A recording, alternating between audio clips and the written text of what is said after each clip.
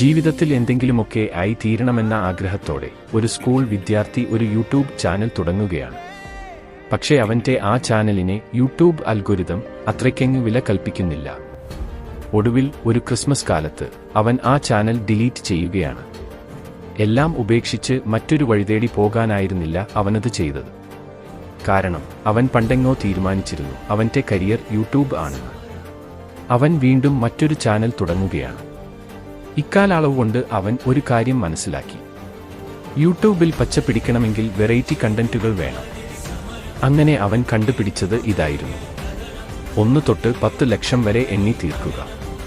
കേൾക്കുമ്പോൾ സിമ്പിളായി തോന്നുമെങ്കിലും അദ്ദേഹത്തിന് ഇത് എണ്ണി തീർക്കുവാൻ വേണ്ടി വന്നത് 44 മണിക്കൂറിലധികമാണ്. ആ സ്കൂൾ വിദ്യാർത്ഥി ഇന്ന് ആരാണെന്ന് അറിയാമോ? അദ്ദേഹമാണ് ഇന്ന് യൂട്യൂബിൽ ഏറ്റവും കൂടുതൽ സബ്സ്ക്രൈബേഴ്സ് ഉള്ള മിസ്റ്റർ ബീസ്റ്റ്.